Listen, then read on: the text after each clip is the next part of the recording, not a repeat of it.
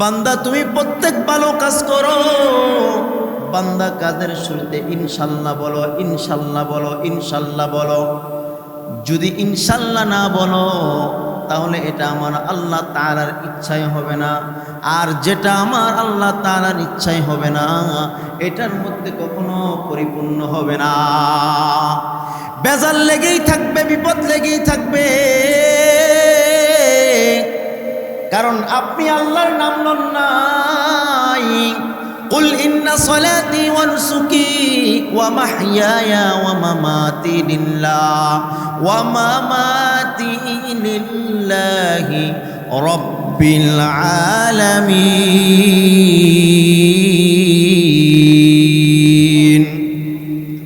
বান্দা নামাজ হলো আমার আল্লাহর জন্য, বান্দা রোজা হবে আমার আল্লাহর জন্য, যাকাত হবে আমার আল্লাহর জন্য। যাহা কিছু করবেন বান্দা আমার আল্লাহর জন্য, আল্লাহর জন্য। বান্দা তুমি যা করতেছো রবের খুশির জন্য করবা। নামাজ পড়বা রবকে খুশি করার জন্য, যা কিছু করবা মাওলাকে খুশি করার জন্য। আর যেই কাজটা নাকি করবা আমার আল্লাহ সেই কাজের মধ্যে বরকত ঢুকিয়ে দেবে। সুবহানাল্লাহ। মহান আল্লাহ তাআলার দরবারে অসংখ্য অগণিত শুকরিয়া যে মহান রব্বুল আলামিন আপনাকে আমাকে দয়া করে মোহাব্বত করে ভালোবেসে পবিত্র জুমার দিন আল্লাহর ঘর মসজিদে আসার মতো, বসবার মতো তৌফিক দান করেছেন। এজন্য সকলে খুশি না বেজার। আপনার মতো আমার মতো অসংখ্য মানুষ যারা নাকি দুনিয়াবি কাজের মধ্যে নিজেকে ব্যস্ত রেখেছে, কিন্তু যে আল্লাহ তাআলা আপনাকে আমাকে এই পৃথিবীর মধ্যে এত সুন্দর নাজ নিয়ামত দিলেন, তারপর আমার আল্লাহ তাআলা পাঠাইলেন। এত এত কিছু আল্লাহ তাআলা আপনাকে আমাকে দিলেন। وَإِن تَعُدُّوا نِعْمَةَ اللَّهِ لَا تُحْصُوهَا। আল্লাহ তাআলা বলেন, বান্দা আমি আল্লাহ তাআলা তোমাদেরকে অগণিত নিয়ামত দান করেছি, যেগুলার শুকরিয়া তুমি আদায় করে শেষ করতে পারবে না। আল্লাহ তাআলা পৃথিবীর মধ্যে যাহা কিছু বানাইছেন না কেন সবগুলা বান্দার উপকারের জন্য বানাইছেন, কিন্তু এটা আমরা বুঝতে পারি না, উপলব্ধি করতে পারি না। আর পৃথিবীর মধ্যে যেই সমস্ত মাখলুকাত আল্লাহ তাআলা সৃষ্টি করেছেন তাদেরকেও আল্লাহ তাআলা রিজিকের ফয়সালা করে দিয়েছেন। প্রত্যেকটা জিনিসকে আল্লাহ তাআলা উপকারের জন্য বানাইছেন। এক আল্লাহর বান্দা যুবক রাস্তা দিয়ে রওনা হয়ে গিয়েছে। আল্লাহর বান্দা যুবক নদীর পাশ দিয়ে হেঁটে যাচ্ছে, রাস্তা দিয়ে রওনা করছে আর চিন্তা করতেছে নদী কিভাবে পার হব, নদী কিভাবে পার হব। ওই আল্লাহর বান্দা যখন নদী পার হওয়ার জন্য নদীর পারে গেলেন, নৌকার উপর আরোহণ করলেন, দেখলেন একটা ছোট্ট পিপিলিকা কচুরি ফানার উপর দিয়া তিনিও রওনা করেছেন, পিপিলিকাও রওনা করেছেন। এবার আল্লাহর বান্দা যুবক তার বুঝতে আর বাকি নাই, আমাকে আল্লাহ নদী পার করার জন্য যেমনি ভাবে নৌকা তৈরি করেছেন, একটা ছোট্ট একটা পিপিলিকাকে পার করার জন্য আমার আল্লাহ কচুরি ফানা তৈরি করেছেন। সুবহানাল্লাহ। অতএব মুসলমান ভাই, আমার আল্লাহ দুনিয়ার মধ্যে যাহা কিছু বানাইলেন বান্দা তোমার উপকারের জন্য বানাইলেন।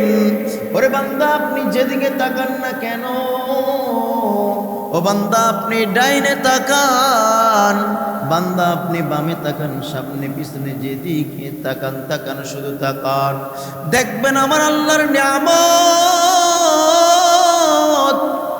ও বান্দা তুমি এত এত নিয়ামত পাইয়া, এত এত নিয়ামত বক্ষণ করিয়া কিভাবে আমি আল্লাহর নাফরমানি করো, কিভাবে আমি আল্লাহকে অস্বীকার করো?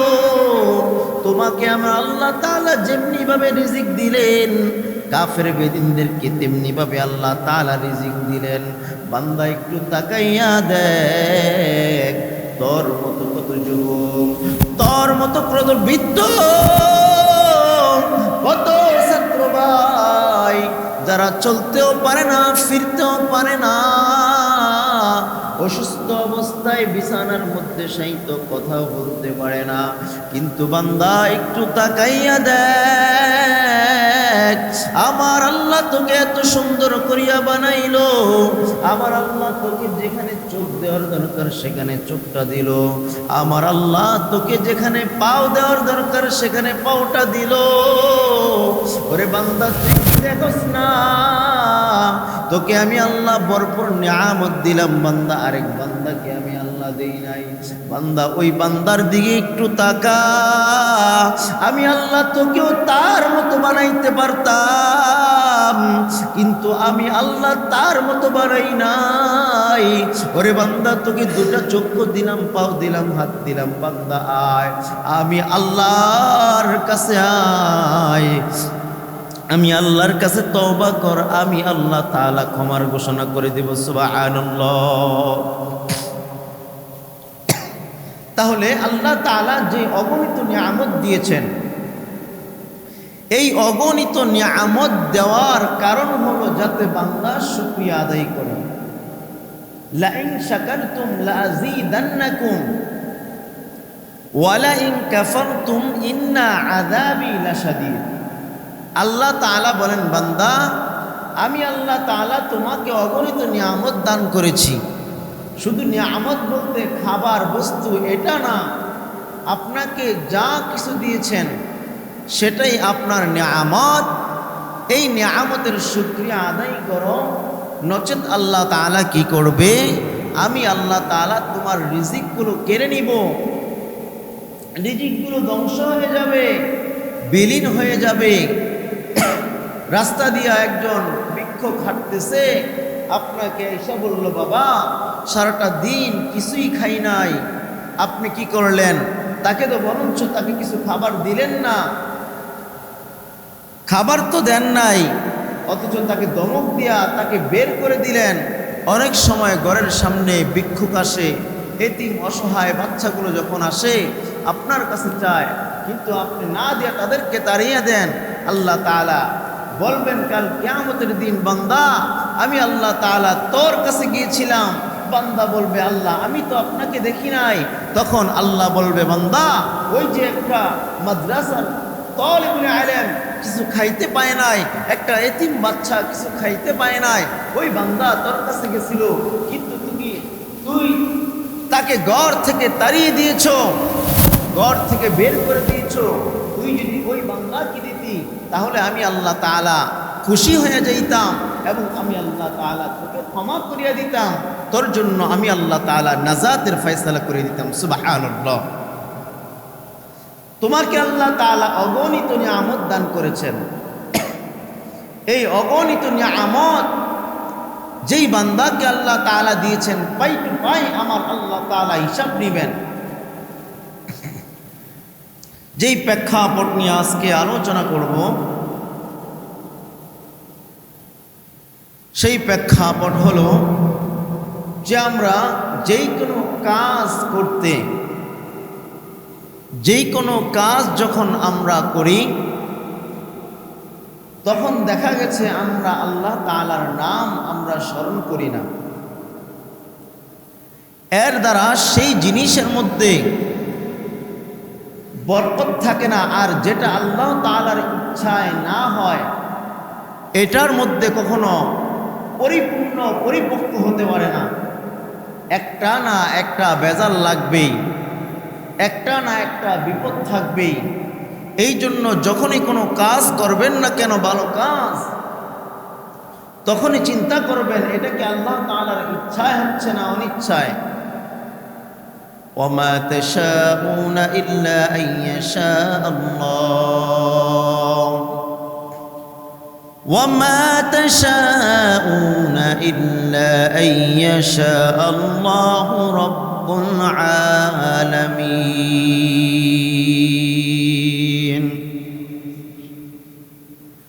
বান্দা তুমি প্রত্যেক কাজ করো, বান্দা তুমি প্রত্যেক ভালো কাজ করো। বান্দা কাজের শুরুতে ইনশাল্লাহ বলো, ইনশাল্লাহ বলো, ইনশাল্লাহ বলো। যদি ইনশাল্লাহ না বলো তাহলে এটা আমার আল্লাহ তাআলার ইচ্ছায় হবে না।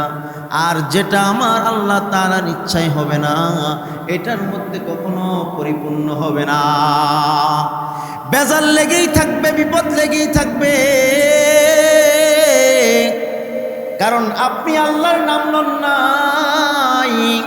কুল ইন্না সলাতি ওয়া নুসুকি ওয়া মাহইয়ায়া ওয়া মামাতি লিল্লাহ ওয়া মামাতি লিল্লাহি রাব্বিল আলামিন।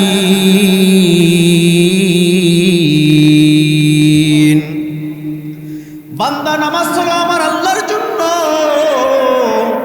বান্দা রোজা হবে আমার আল্লাহর জন্য, যাকাত হবে আমার আল্লাহর জন্য। যাহা কিছু করবেন বান্দা আমার আল্লাহর জন্য, আল্লাহর জন্য। বান্দা তুমি যা করতেছো রবের খুশির জন্য করবা। নামাজ পড়বা রবকে খুশি করার জন্য, যা কিছু করবা মাওলাকে খুশি করার জন্য। আর যেই কাজটা নাকি করবা আমার আল্লাহ সেই কাজের মধ্যে বরকত ঢুকিয়ে দেবে। সুবহানাল্লাহ, ইনশাআল্লাহ। আল্লাহর নবী সাল্লাল্লাহু আলাইহি ওয়াসাল্লামকে কাফেররা পরীক্ষা করার জন্য যে তিনি কি আসলে নবী কিনা, তিনি কি আসলে নবী কিনা পরীক্ষা করার জন্য ইহুদিরা, কাফেররা বড় বড় পণ্ডিতদের কাছে পাঠাইলেন যে তোমরা তাদেরকে জিজ্ঞাসা করো যে তাওরাত এবং ইনজিল অন্যান্য কিতাবের মধ্যে শেষ নবী তার কোনো প্রমাণ আছে কিনা। তখন কাফেররা যখন, যারা তাওরাতের পণ্ডিত ছিলেন তাদের কাছে যখন গেলেন, তাদের কাছে গিয়া জিজ্ঞাসা করলেন যে আখিরি জামানার নবী মুহাম্মদুর রাসূলুল্লাহ সাল্লাল্লাহু আলাইহি ওয়াসাল্লাম এই কিতাবের মধ্যে তার কোনো প্রমাণ আছে কিনা। তখন ইহুদিদের মধ্যে যে পণ্ডিতগুলা ছিল তারা বলতে লাগলো, তোমরা আব্দুল্লাহর পুত্র মুহাম্মদের কাছে গিয়া এই তিনটা সম্পর্কে তোমরা জানবা, তাহলে দেখা যাবে যদি এই তিনটা প্রশ্নের সম্মুখে সে উত্তর দিতে পারে তাহলে তোমরা তাকে নবী হিসাবে মানবা। কাফেররা যখন আব্দুল্লাহর পুত্র মুহাম্মদুর রাসূলুল্লাহ সাল্লাল্লাহু আলাইহি ওয়াসাল্লামের কাছে গেলেন, গিয়া তাকে সালাম দিলেন, জিজ্ঞাসা করলেন তিনটা প্রশ্ন। এক নম্বর হলো আসহাবে কাহাফ, ওই লোকগুলা সম্পর্কে জিজ্ঞাসা করা হলো। দুই নম্বরে জিজ্ঞাসা করা হলো রূহ সম্পর্কে। এই কথাগুলো যখন জিজ্ঞাসা করা হলো, তিন নম্বরে জিজ্ঞাসা করলো যুলকারনাইন, তার সম্বন্ধে যখন জিজ্ঞাসা করা হলো, নবী আলাইহিস সালাতু ওয়াস সালাম বললেন, আমি তোমাদেরকে আগামীকাল এই প্রশ্নের জবাবগুলো দিয়ে দিব। কিন্তু আমার আপনার নবী ইনশাল্লাহ বলেন নাই, কিন্তু আমার আপনার নবী ইনশাল্লাহ বলেন নাই। তার কারণে আমার আল্লাহ নবীকে ইনশাল্লাহর শিক্ষা দেওয়ার জন্য একদিন নয়, দুদিন নয়, নবী আলাইহিস সালাতু ওয়াস সালাম পেরেশান হয়ে গেলেন। নবী আলাইহিস সালাতু ওয়াস সালাম পেরেশান হয়ে গেলেন। হায় কাফেরদের প্রশ্নের জবাব আমি দিতে পারবো না। একদিন হয়ে গেল, দুদিন হয়ে গেল, 3 দিন হয়ে গেল, জিবরাইল আলাইহিস সালাতু ওয়াস সালাম কোনো ওহী নিয়ে আসেন না, প্রেশান হয়ে গেলেন। প্রায় 15 দিন পর সূরাতুল কাহফ আমার আল্লাহ তাআলা নাজিল করলেন। ইনশাআল্লাহর জবাব আমার আল্লাহ তাআলা দিয়ে দিলেন। সুবহানাল্লাহ। তাহলে মুসলমান ভাইরা রে আমার, আপনি যেই কাজ করবেন না কেন, আপনার কাছে কোনো ভাই যদি টাকা চায় আপনি বলবেন ভাই ইনশাল্লাহ আগামীকাল দিয়ে দিব।